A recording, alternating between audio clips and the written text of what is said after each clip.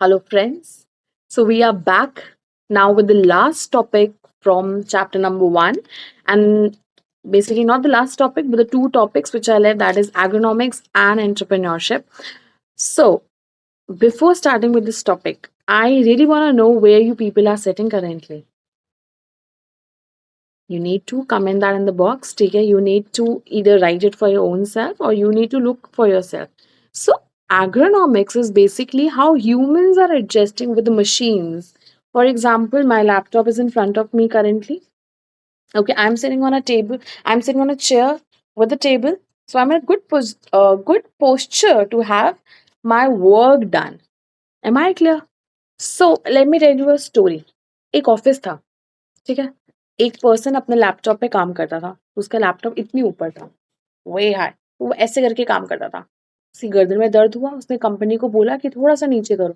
Company ने इतना नीचे कर दिया, वो बेचारा नीचे देख के काम करता है, तो उसके बैक में प्रेशर आया। उसने अब ये ऐसे करने पे भी उसको पेन हो रहा है, ऐसे करने पे शुड बी ऐसे।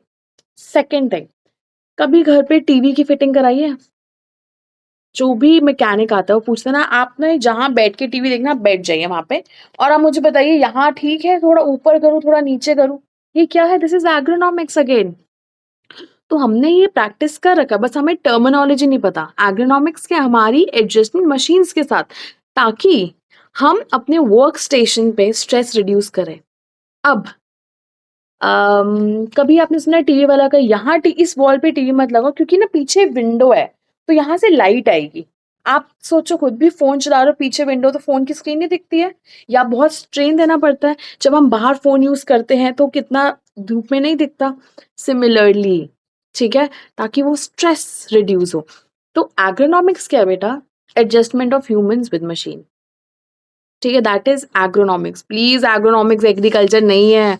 बहुत सारी आंसर शीट्स पढ़ते हो, उस पर लिखा होता है एग्रोनॉमिक्स एग्रीकल्चर। पढ़ा ही नहीं ना, क्योंकि टॉपिक अपने आप तुक्के मार रहे हैं। तुक्के नहीं मारने। एग्रोनॉमिक्स क्या है? ह्यूमंस और मशीन्स। अब हम एग्रोनॉमिक्स क्यों पढ़ रहे हैं बेटा? होम साइंस बिलीव करता है whether you will work somewhere or you open your own enterprise, you need to focus on the furniture you are putting in. That is not an expense, that is an asset. ठीक है? The more effective a workplace is, the more effectively your workers will be working there. AC लगवाया हुआ है, work efficiency will increase. Furniture proper है, ठीक है। अब मैं आपको कहूँ कि जमीन पे बैठ के पढ़ना है, ठीक है, कोविड के बाद कितनी प्रॉब्लम हुई थी। आराम से गद्दे में बैठ के सोफे में पढ़ते थे, फिर स्कूल के बेंचेस में आए, इतने हार्ड लगे। यस और नो? या कोई ऐसे जिसमें आपके से बैक बेंड हो रही है, तो भी प्रॉब्लम है। सो एग्रोनॉमिक्स क्या है बेटा? वर्क कंडीशन कैसी है। सपोज इमेजिन करो, देखो फर्स्ट इसकी नीड क्या है, हम सबसे पहले नीड पढ़ते हैं। Injury, reduce injury. एग्रोनॉमिक्स कैसे इंजरी को रिड्यूस करती है? आपने अपनी वर्क प्लेस में एक टाइल लगाई जिसमें हल्का सा ही पानी गिरता है ना, तो पर्सन स्लिप हो जाता है।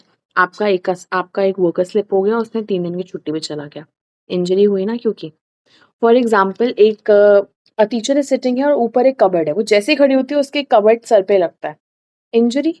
मे बी समडे उसको ज्यादा तेज लग जाए, ठीक है। सो हमेशा एग्रोनॉमिक्स का कहते हैं कि वो रिड्यूस करते हैं आपके chances of injury and accidents.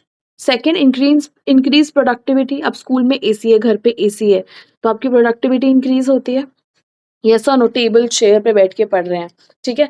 Then improve job efficiency, मतलब काम टाइम पे खत्म होता है अगर हमारे सब कुछ प्रॉपर है, ठीक है। देन इंक्रीज जॉब सेटिस्फैक्शन, आपका वहां काम करने का मन भी करता है, ठीक है, वहां जाने का भी मन करता है जहाँ की कंडीशंस अच्छी हैं, जहाँ के adjustment with machines is good, ठीक है।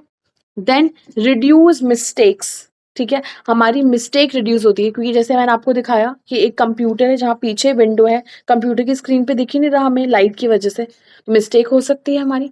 सो मिस्टेक रिड्यूस करता है। देन डिक्रीज एब्सेंटीज, जब इंजरी नहीं होगी फर्स्ट पॉइंट, तो एब्सेंटीज उसके अकॉर्डिंग थोड़ी रिड्यूस हो जाएगी ना।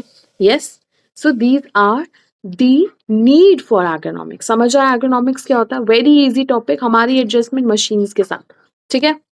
Now, entrepreneurship. Number one, you can work under someone or you can let others work under you. So you have to choose, and both are very good option. It's not we should discriminate ki ye acha wo acha. Act of creating a new and innovative, something new or something innovative. अब आप business person बन सकते हैं, पापा का business है चला हुआ, मम्मा का business है उस पे बैठ गया, मगर उसमें innovation. Now what is innovation? Simple. Covid में हमें चीजें छूनी मना थी, सैनिटाइजर की बॉटल से पहले भी थी। इनोवेशन क्या है? एक फुट प्रेसर कि आप नीचे से पैर दबाएंगे, ऊपर से सैनिटाइजर हाथ में आ जाएगा। You have not touch anything, that is same product but innovate कर दिया उसको। Saris, I am wearing a sari, ठीक है, अब ये इनोवेशन क्या है? साड़ी में ऑलरेडी स्टिच साड़ी आती है, pockets in saris, these are current innovations which are happening, ठीक है। There are multiple innovations which are happening, ठीक है। तो इसी इनोवेशन को जो करता है उसे कहते हैं एंटरप्रेन्योर। एंटरप्रेन्योर क्या? A person who take risk, and mind my words, risk are always calculative. हम कहते हैं ना टेक रिस्क, टेक रिस्क, तो जो सिर्फ रिस्क लेते हैं वो एंटरप्रेन्योर्स नहीं होते। जो कैलकुलेटिव रिस्क लेते हैं विद कैलकुलेशंस, ठीक है, कि इतना रिस्क लूंगा तो मेरा इतना लॉस होगा, ये मैं रिकवर कर पाऊंगा, मेरे पास है इतने एक्सपेंसेस। अच्छा, अगर लॉस नहीं और प्रॉफिट हुआ तो वाओ, बट ये अगर लॉस हुआ तो इतना ही अमाउंट का लॉस होगा, और ये मैं इतनी सेविंग्स है मेरे पास, इतना मैं रिकवर कर पाऊंगा। So risk should always be calculative if you are entrepreneur mind that. So this is something away from the topic I am telling you, but this is something you need to understand in life. Okay, functions of an entrepreneur: change the pattern. कोई भी pattern है, जैसे साड़ी मैंने बताई, ready to where sari है, ठीक है। अब पंखे सबके घर में थे, रिमोट आ गया, yes or no? That is now remote. So I have a remote in my home जिसके अंदर सेल भी डलते हैं बट पीछे सोलर पैनल डला हुआ है। So now it's been 3 years I'm using the same remote और मैंने कभी सेल नहीं डाला बिकॉज उसके पीछे सोलर पैनल है, उससे चार्ज होता है वो। That is change in the pattern and the design, yes or no? Then अब देखो, attempting new technology, कोई भी new technology लाए, that is of course that is entrepreneur। कोई ना कोई तो मिक्सी ग्राइंडर लाया होगा, yes or no? That is change in technology, ठीक है। और a new product, a new commodity, that is change in technology, जैसे कि ready to eat food, that is also change in technology. Okay, now what are the characteristic of an entrepreneur? इसमें से बेटा आप कोई भी 4 लर्न कर लो, ठीक है। अगर आंसर आता है, एमसीक्यू आता है तो आप सुन लो क्या क्या ऑप्शंस हैं। विलिंगनेस टू वर्क हार्ड, ठीक है, विलिंगनेस टू वर्क हार्ड, मेहनत करने के लिए जो तैयार हो, वो एंटरप्रेन्योर है। Knowledge and skills for planning and implementation, उसके पास नॉलेज भी होनी चाहिए, स्किल्स भी होनी चाहिए, ठीक है। तो इसलिए अगर even if you want to be an entrepreneur, अपने पापा का बिजनेस ही कंटिन्यू करना है, मम्मी का बिजनेस कंटिन्यू करना है, तो बेटा नॉलेज तो अपडेट करनी पड़ेगी, इसीलिए हम पढ़ते हैं, ठीक है। Skills of managing finances, finance को मैनेज करना आना चाहिए, ठीक है। पैसे आ सकते हैं। अब why I say, there was a person who went 1 crore rupees in Crorepati, और उसको 2 महीने नहीं लगे to be in loans. Why he was in loans बेटा? क्योंकि उसको फाइनेंसेस मैनेज नहीं करने आए, तो उसके पास जितना पैसा था ना, उसने उससे लोन ही क्रिएट कर लिया अपने लिए। That is financial illiteracy. So you need to be financially literate, that is how to manage your loans. Then having courage to take calculative risk, risk नहीं कैलकुलेटिव, करेज भी होना चाहिए और रिस्क कैलकुलेटिव होनी चाहिए, 2 टर्म्स हैं।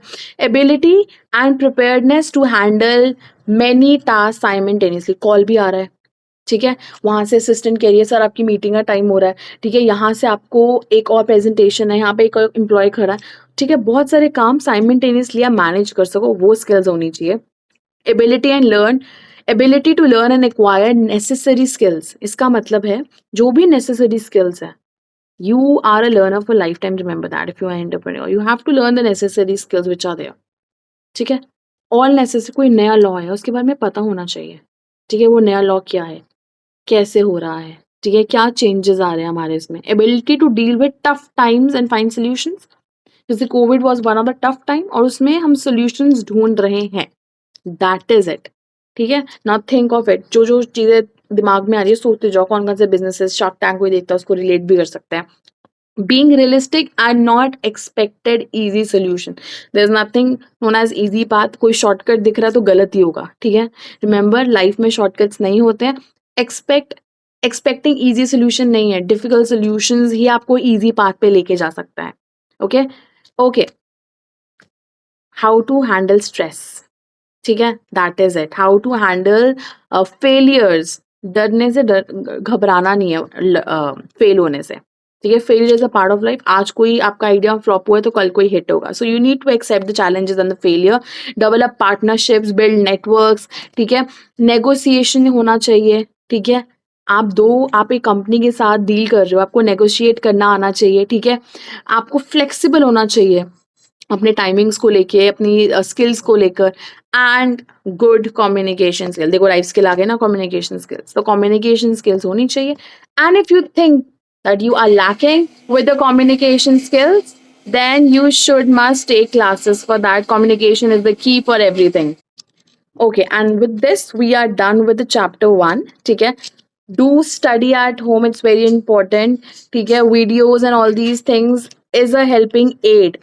Remember, it's a help.